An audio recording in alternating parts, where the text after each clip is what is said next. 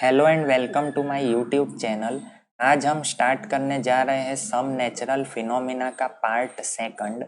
अगर आपने इस वीडियो का पार्ट फर्स्ट ना देखा हो तो पहले उसे देखें।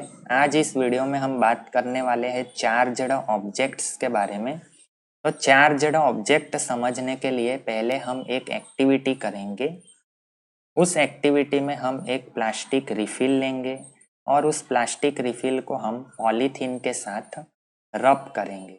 तब हमें पता चलेगा कि प्लास्टिक रिफिल में small amount of electric charge acquire होगा। अब हमें कैसे पता चलेगा कि प्लास्टिक रिफिल में small amount of electric charge acquire हुआ? तो जब हम इस चार्जड रिफिल को स्मॉल पीसीस ऑफ पेपर्स के नज़दीक लेकर के आएंगे, तब वो स्मॉल पीसीस ऑफ पेपर्स को ये चार्जड रिफिल अपनी ओर अट्रैक्ट करेगा। उसी तरह से जब हम एक प्लास्टिक कोम्ब को ड्राई हेयर के साथ रब करेंगे, तब ये प्लास्टिक कोम्ब में भी स्मॉल चार्जेस एक्वायर होंगे और इन सारी चीज़ों को हम बोलते हैं चार्जड ऑब्जेक्ट। अब हम सीखेंगे चार्जेस के कितने टाइप्स होते हैं और उनके इंटरेक्शन के बारे में। उसे समझने के लिए हम एक्टिविटी करेंगे। तो पहली एक्टिविटी में हम दो बलून्स लेंगे और दोनों ही बलून्स को हम वुलन के क्लॉथ से रब करेंगे। अब हम दोनों ही बलून्स को एक दूसरे के नज़दीक लाएंगे। तब हम देखेंगे कि दोनों ही बलून्स एक दूसरे को रिपल करते हैं।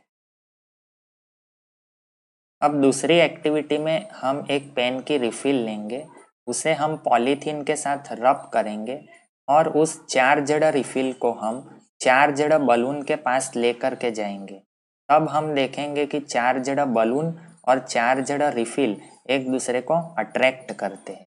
अब तीसरी एक्टिविटी में हम दो रिफिल लेंगे और दोनों को हम पॉलीथीन से रब करेंगे और दोनों ही रिफिल को एक दूसरे के नज़दीक लेकर के जाएंगे। अब हम देखेंगे कि दोनों ही रिफिल एक दूसरे को रिपल करते हैं। इन तीनों एक्टिविटी से हम ये कह सकते हैं कि अगर लाइक चार्जेस मिलेंगे तो वो एक दूसरे को रिपल करेंगे और अनलाइक चार्जेस मिलेंगे तो वो एक दूसरे को अट्रैक्ट करेंगे। अब नेचर में दो तरीके के चार्जेस होते हैं, एक होते हैं पॉजिटिव और एक होते हैं नेगेटिव। अब हमें कैसे पता चलेगा कि कोई ऑब्जेक्ट पॉजिटिवली चार्जड है या नेगेटिवली चार्जड? तो हम उस ऑब्जेक्ट को ग्लास रॉड के साथ कंपेयर करेंगे। ऐसा देखा गया है कि ग्लास रॉड को अगर हम सिल्क के क्लॉथ के साथ रब करेंगे, तब ग्लास रॉड में पॉजिटिव चार्ज एक्वायर होता है।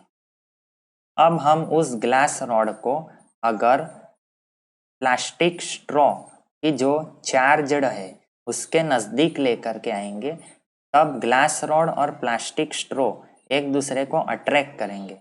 उस पर से हमें पता चल जाएगा कि प्लास्टिक स्ट्रॉ का चार्ज कौन सा है। तो प्लास्टिक स्ट्रॉ का चार्ज अट्रैक्ट होने की वजह से वो नेगेटिव होगा यहाँ पर।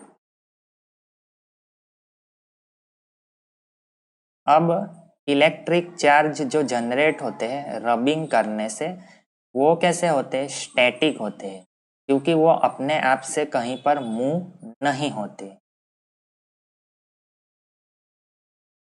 अब इलेक्ट्रोस्कोप मतलब क्या? तो इलेक्ट्रोस्कोप एक डिवाइस है जो हमें बताता है कि कोई ऑब्जेक्ट चार्जड है या चार्जड नहीं है। अब हम सीखेंगे ट्रांसफर ऑफ चार्जेस का मतलब। तो ट्रांसफर ऑफ चार्जेस मतलब कोई भी एक चार्जड ऑब्जेक्ट से दूसरे चार्जड ऑब्जेक्ट में मेटल कंडक्टर से हम चार्जेस का ट्रांसफर कर सकते हैं। और अगर हम कोई चार्जड ऑब्जेक्ट में से अर्थ में अगर चार्ज का ट्रांसफर करते हैं तो उसे हम अर्थिंग का नाम देते हैं। Thank you. अगर आपको ये वीडियो पसंद आती है तो इसे लाइक, शेयर और सब्सक्राइब कीजिए।